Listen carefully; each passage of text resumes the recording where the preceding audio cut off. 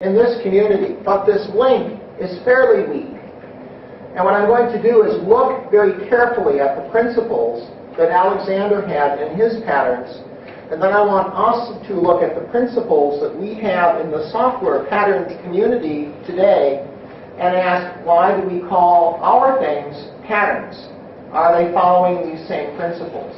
And can we learn a little more, maybe how to make our patterns better by returning to some of these roots and principles?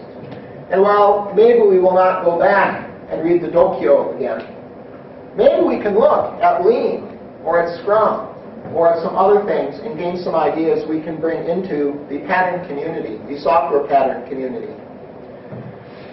There's a link from software patterns to Agile, and it's not so much the ideas, but the people who were the software pattern people. Kent Beck, Ward Cunningham, myself, some others, are the same people who are kind of the founders of this Agile movement, which was founded in 2001, and there's this document called the Agile Manifesto. And so there's a link there, and of course that contributes a little bit to Scrum. And then there's this thing down here. You saw the picture of the book that Getford and I are writing on lean architecture. And that's influenced mainly by the Toyota way with a little bit of Agile in it. So I'm going to be covering these topics, but always looking at the relationships between them and always trying to tie it back to patterns to explore what's in common between these. So, as I said, Lean has the same Zuron ancestry with Alexander's patterns. And one of the things I want to kind of notice is that Lean has probably inspired more software practices today than Alexander's patterns have. I mean, if you look at what is being talked about and what is being practiced in the software community, Scrum is very, very successful, is inspired a lot by Lean. Lean itself is becoming a very popular term and a very popular set of practices. At least people are using the word. The Poppendicks, Mary and Tom Poppendick, are kind of the prince and princess of Lean in the software community, and they're doing a lot of good. And there's a lot of people who are now talking about Lean, without talking about Scrum. So, we have Scrum. Scrum is focused, it's focused on building a product, but Scrum doesn't tell you much about how to build a product. In fact, Scrum is very proud, saying, it is just a framework, it is just the process part. We're not going to tell you how to build your product. And what it tells us about building a product is straight out of the Toyota way. And people who have studied Lean and studied the Toyota way, and they see Scrum and say, yes, these are the same things. There's Lean architecture, which I'll be talking about. This is about product. In the end, you have to deliver a product. It isn't just all process.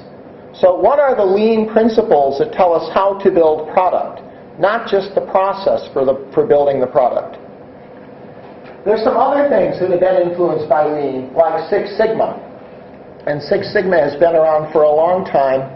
And it has some good principles, but it's usually very badly practiced. It usually is, you are familiar with Six Sigma. It becomes a religion, it becomes a very constraining framework, and becomes very heavyweight instead of giving room for Kaizen and for self-organization. And there is a new movement. I don't know if you have heard about this. It's very new.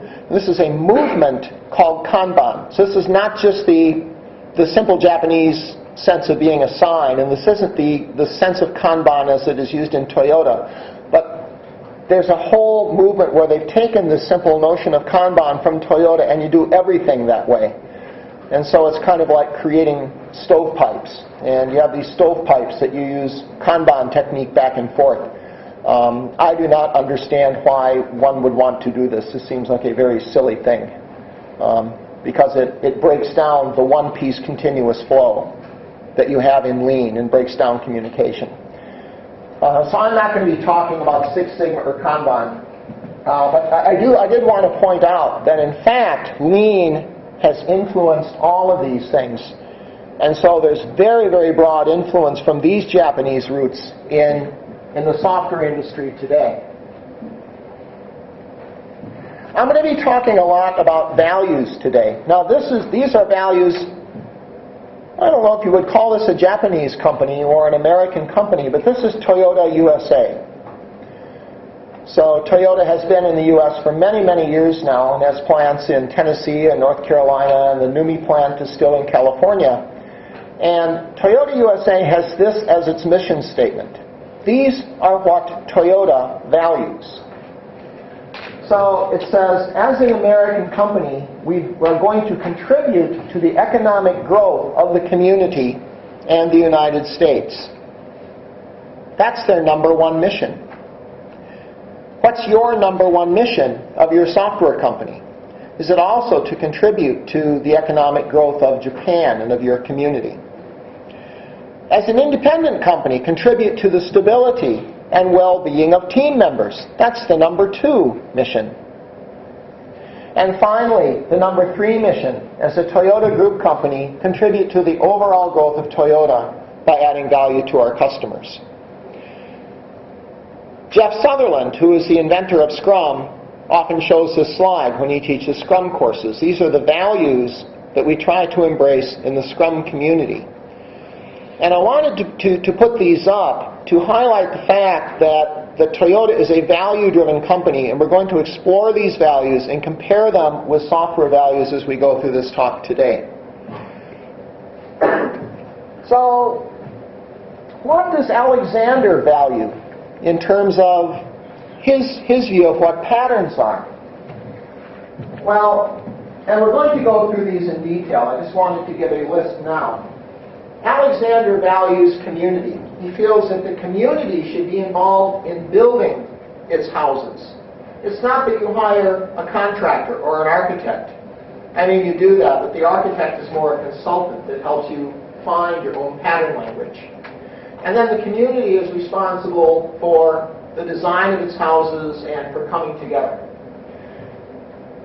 We also find that Alexander believes in building on experience. This is not about going out and finding the newest high-tech technology, but we're going to use a timeless way of building, which is the title of his book. Ideas that have been around for thousands of years, and in fact that are probably part of something deeper.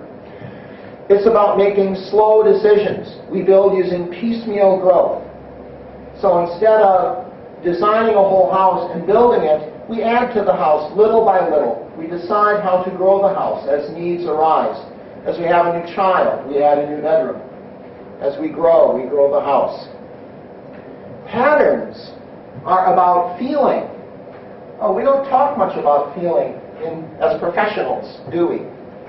It's not accepted to talk about feeling. But patterns are very much about feeling. So this Mumyu no Shitsu is not a technical quality that you can measure. It's the quality without a measure. It's the quality without a name. To name it or measure it is to destroy it. It's about something deeper within us and about feeling. And it sounds a little maybe silly or maybe a little puzzling, but in fact this is going to be very deep. Alexander also believes in delivering things just in time. You apply one pattern at a time to build a system through a process of piecemeal growth.